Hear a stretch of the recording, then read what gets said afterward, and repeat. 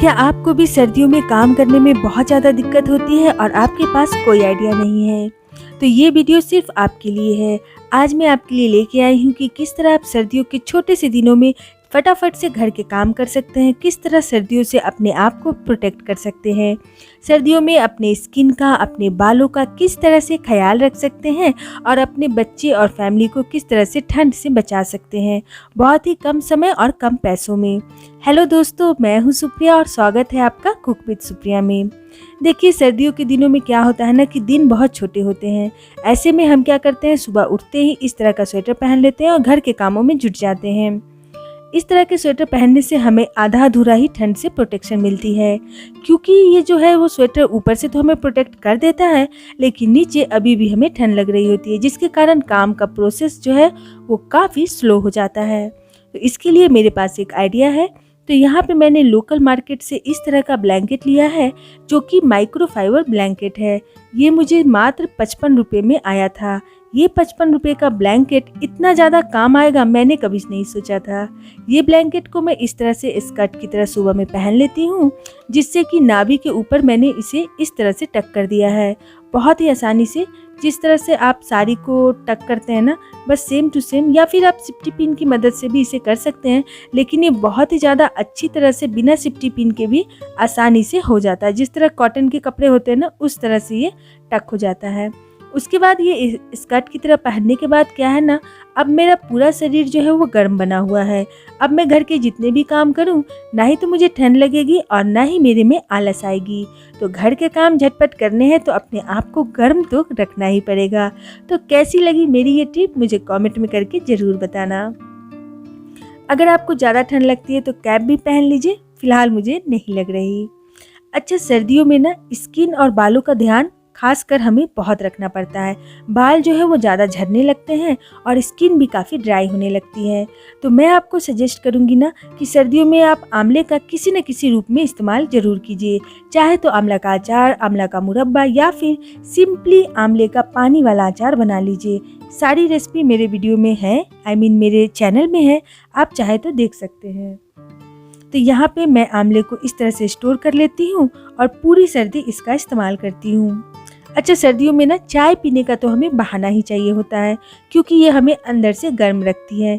लेकिन क्या आपको पता है, बार बार चाय पीने से ना आपकी हेल्थ पे इफेक्ट पड़ सकता है और आपकी स्किन भी खराब हो सकती है। मैं दिन में सिर्फ 2 बार चाय पीती हूँ और बाकी टाइम पे जब भी मुझे ठंड लगती है तो 1 सिप गर्म पानी का इस तरह से बॉटल में मैं रखती हूँ और पी लेती हूँ। इससे मुझे चाय की तलब नहीं होती है, शरीर भी तुरंत से गर्म हो जाता है और बार बार चाय पीने से भी मैं बच जाती हूँ। देखिए, सर्दियों में इस तरह के स्वेटर हम सभी पहनते हैं। बार बार काम करने की वजह से क्या होता है ना कि ये स्वेटर जो है वो नीचे आ जाते हैं और गीले हो जाते हैं। जैसे कि बर्तन साफ़ करना है या कपड़े साफ़ करने हैं। कपड़ा तो आजकल वॉशिंग मशीन धो ही देता है, लेकिन बर्तन कभी ना कभी हमें धोना पड़ ही जाता है। अगर आपके पास मेड है ना, तब भी आपको कुछ न कुछ बर्तन तो खुद से धोने पड़ेंगे। अगर मेड नहीं है तो फिर सर्दियों में बर्तन धोना एक टफ काम है। तो मैं क्या करती हूँ ना, इस तरह से रबर बैंड का इस्तेमाल करती हूँ, जिससे कि मैं अपने स्वेटर को ना टक कर लेती हूँ। इससे स्वेटर एक जगह पे टिके रहते हैं। अब मैं जितना भी काम करूँगी ना, स्वेटर अपनी जगह से बिल्कुल भी नहीं हिलेंगे और बार बार जो है वो स्वेटर को ऊपर करने का झंझट भी ख़त्म है और स्वेटर को गीले होने का भी टेंशन बिल्कुल भी नहीं है। तो ये टिप आप सर्दियों में ज़रूर अपनाइएगा, आपको बहुत मदद मिलेगी, आपका स्वेटर बिल्कुल भी गीला नहीं होगा। तो ये मैं 2-3 साल से यूज कर रही हूँ, तो मैंने सोचा कि ना इस सर्दी में आपके साथ भी शेयर कर दूँ, जिससे आपको भी मदद मिले। तो आप देख सकते हैं स्वेटर को खींचने के बाद भी ये खींच नहीं रहा है, यानी कि ये बहुत ही अच्छी तरह से टक हो जाता है और आपको प्रोटेक्ट भी करता है ठंड से। अगर आपको सर्दियों में बर्तन धोने में बहुत दिक्कत आती है और आपके टंकी का भी पानी ठंडा होता है ना, तो आप क्या कर सकते हैं कि कोई पन्नी या फिर ग्लव्स का इस्तेमाल कर सकते हैं, जिससे आपके हाथ भी प्रोटेक्ट रहेंगे और आप कितने भी ठंडे पानी से बर्तन धो लीजिए, आपको सर्दी बिल्कुल भी नहीं लगेगी। तो ये मैंने अपने लास्ट वीडियो में बताया था कि किस तरह आप ग्लव्स का इस्तेमाल कर सकते हैं। इसका लिंक मैंने नीचे दे दिया है, आप ज़रूर से चेक कर लीजिएगा। देखिए, सर्दियों में जब भी हमें सोने का मन करता है और हम बेड पे जाते हैं, बेड एकदम ठंडा सा मिलता है हमें, जिससे सोने की इच्छा भी नहीं होती और पूरा दिन ब्लैंकेट बिछा के रखने से ना बेड थोड़ा सा मैसी लगता है। मुझे नहीं पसंद इसलिए मैं नहीं बिछाती। तो जब भी आपको सोने की इच्छा हो ना, तो आप इस तरह से पतला वाला माइक्रोफाइबर ब्लैंकेट 1-2 रख लीजिए घर में, और जब भी आपको सोफे पे बैठना हो या फिर बेड पे सोना हो, बस 1 मिनट में इसे बिछा लीजिए और उसके बाद इस पे लेट सकते हैं आप, बैठ सकते हैं या फिर कुछ भी कीजिए।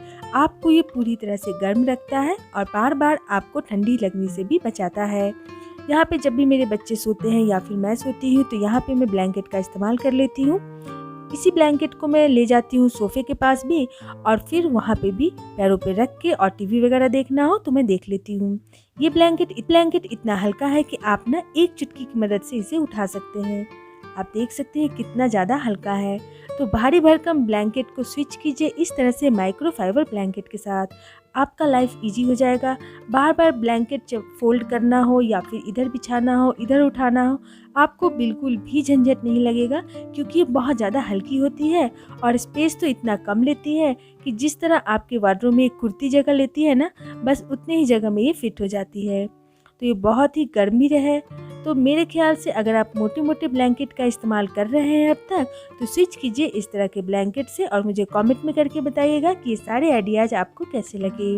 तो चलिए मिलती हूँ अगली वीडियो में, तब तक रखिएगा अपना खूब सारा ध्यान। अगर आपको आज की वीडियो पसंद आई हो तो प्लीज़ एक लाइक कीजिएगा, और चैनल पे नए हैं तो सब्सक्राइब करना बिल्कुल भी मत भूलिएगा। Thank you.